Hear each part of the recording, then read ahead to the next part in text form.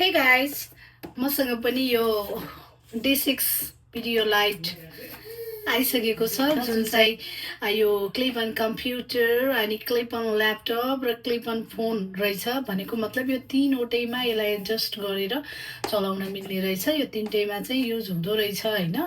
अनि प्लस चाहिँ यो तपाईहरुले देख्न सक्नुहुन्छ हैन। यसभित्र चाहिँ मैले खोलेर हेर्दाखेरि यस्तो खालको लाइट हुने रहेछ हैन। हेर्नुस् यो लाइट चाहिँ यस्तो खालको हुने रहेछ। अनि यसमा एउटा वायर प्लस एउटा वायर हुँदो रहेछ चार्ज गर्नको लागि र यहाँ बटनहरु छ हैन। हेर्न सक्नुहुन्छ यहाँ बटनहरु छ अनि यो बटनहरुमा चाहिँ यो पावर बटन अनि यहाँ चाहिँ अब यो ब्राइटनेस बढाउने घटाउने देखि लिएर अनि यहाँ चाहिँ तपाईको डे लाइट र नाइट लाइट भन्ने हुँदो रहेछ हैन।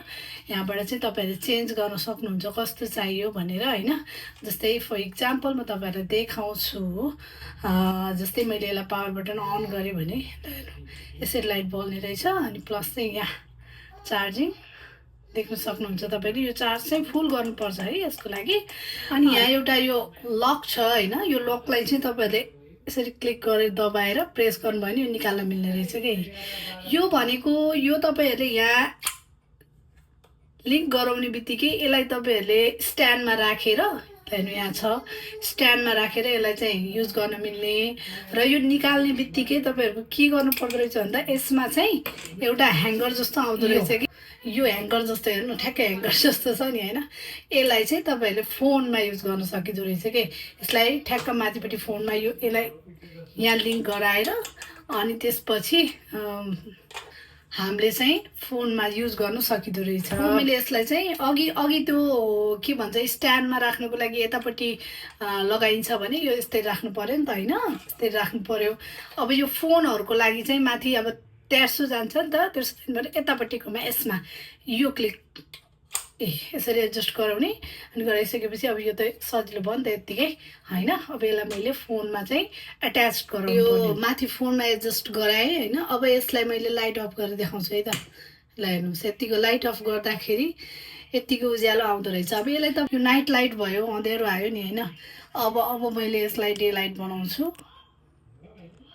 र यसलाई यो ब्राइट कम भयो। अब यसलाई मैले चेन्ज गर्छु फेरि। ओके ल हेर्नु यसरी लाइटहरु चेन्ज हुँदै जान्छ। अब यसलाई बत्ती निभाएको छु। बत्ती निभाएर मजाले एउटा लाइटको भरमा भिडियो बनाउन सकिन्छ है। एउटा सामान्य लाइट छ नि त हेर्दाखेरि तर भिडियो बनाउन सकिन्छ है। यस्तो खालको लाइट छ यो चाहिँ हेर्न सक्नुहुन्छ। ल हेर्नु ठ्याक्क फेसमा मैले कभर गरे छ। अब यसमा मैले अघि चेन्ज पनि गरेर देखाएँ हैन। अब यसमा ओके म तपाईहरुलाई यतापट्टिबाट देखाउँछु। टिकटक बनाउनको लागि म लाइट युज गर्दिन थिए पहिला।